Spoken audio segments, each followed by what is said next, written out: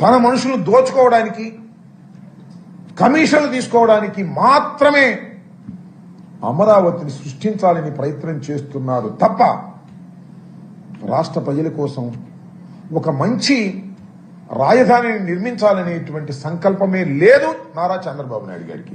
దోచుకోవటమే, అందిన కాడికి దోచుకోవటం. సంపద సృష్టిస్తాం అంటున్నాడు కదా, సంపద సృష్టిస్తున్నారు. ఎవరికి సృష్టిస్తున్నారు? తన తాబేదారులకు సంపద సృష్టించడానికి ఏర్పాటు చేసినటువంటిదే రాజధాని నిర్మాణం అమరావతి. అంత అవినీతిమయమైపోయినటువంటి అమరావతి. ఒక మాటలో మీకు చెప్తాను, అమరావతిలో ఇప్పుడు మేము చూశారు, బెంగళూరు, హైదరాబాద్ లాంటి మంచి సిటీస్లో ఏదైనా ఒక నిర్మాణం చేపట్టాలంటే మ్యాక్సిమం 4,500 రూపాయలు ఖర్చు అవుతుంది. ఇది ఇంతకుముందు జగన్మోహన్ రెడ్డి గారు కూడా చాలా స్పష్టంగా చెప్పారు. అంతేకాదు, పోనీ మన తాడేపల్లి, మన గుంటూరు ఇక్కడ అనుకుంటే ఒక 2,500 స్క్వేర్ ఫీట్కి, లేదు 5 స్టార్ లెక్కన వేసుకుందాం అనుకో, ప్రభుత్వాలు ఎలా కడతాయో కాంట్రాక్టర్లు ఎలా కడతారో మాకందరికీ తెలుసు. వేసుకున్నాం అనుకోండి మ్యాక్సిమం 3,500. ఇక్కడ విజయవాడ, గుంటూరు, తాడేపల్లి ప్రాంతాల్లో. ఏందబ్బా మరి నాకు అర్థం కాలేదు. బెంగళూరులోను, హైదరాబాద్లో కన్నా, చెన్నైలో కన్నా అమరావతిలో 14,000 నాకు తెలిసి భారతదేశంలో ఎక్కడ స్క్వేర్ ఫీట్ ఇంత పడదు. 14,000 నుంచి 16,000 రూపాయలు వెచ్చించి నిర్మాణం చేపడుతున్నారంటే ఏమనాలి దీన్ని? దోపిడీ కదా.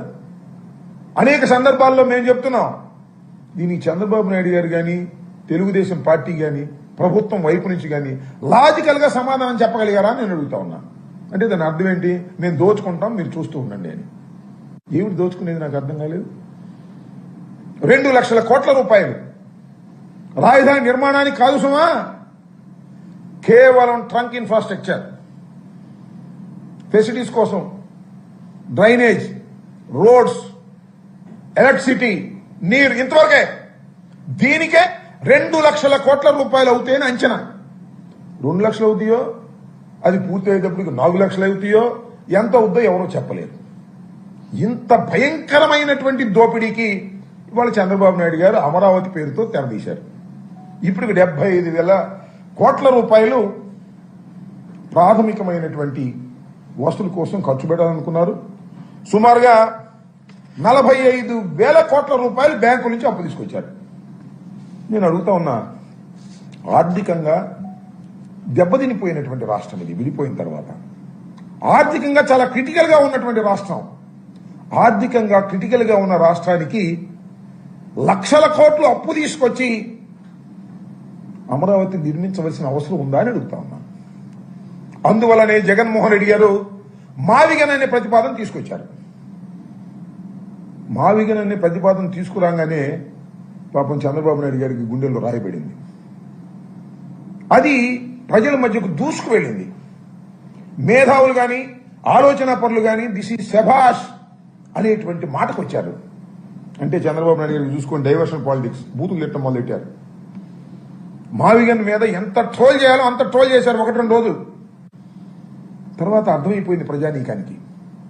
నాకు తెలిసి ఈ కాంట్రాక్టర్లు, చంద్రబాబు నాయుడు గారు కమిషన్ ఇచ్చేవాడు, దానిలో కాజేసేవాడు, కొంతమంది పత్రికాధిపతులు కూడా ఉన్నారు. వాళ్ళు అందరూ కలిసి మావిగన్ అంటే ఒక బూతు అనేటువంటి పద్ధతుల్లో ప్రచారం చేశారు. ఏమైందని అడుగుతా ఉన్నాయి. వాళ్ళ రివర్స్ గేర్లో వచ్చేసింది.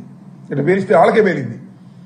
ఇవాళ వాళ్ళకే పేలి వాళ్లే కులిపోయే పరిస్థితి ఏర్పడుతోంది. మావిగన్ అనేది ఒక అద్భుతమైనటువంటి ఆలోచన అనేటువంటి భావన ఇవాళ రాష్ట్రంలో అన్ని చోట్ల చర్చ జరుగుతూ ఉంది.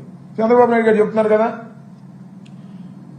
2050కి 35 లక్షల నుంచి 50 లక్షల వరకు అమరావతిలో నివసిస్తారంట.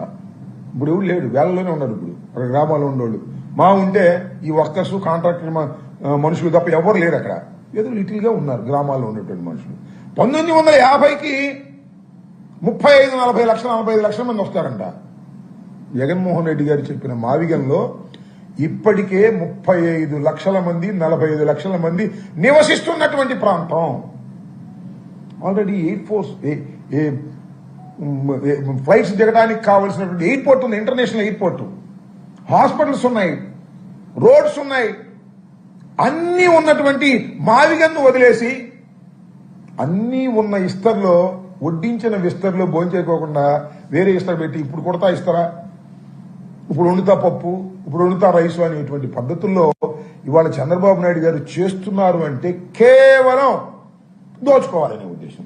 నేను ఒకటి అడుగుతా ఉన్నా, చెప్పమంటున్నా చంద్రబాబు నాయుడు గారిని కానీ తెలుగుదేశం పార్టీలో ఉన్నటువంటి యువత. Hi, this is Swathi. Like చేయండి, షేర్ చేయండి, కమెంట్ చేయండి అండ్ సబ్స్క్రైబ్ చేయండి GRTV.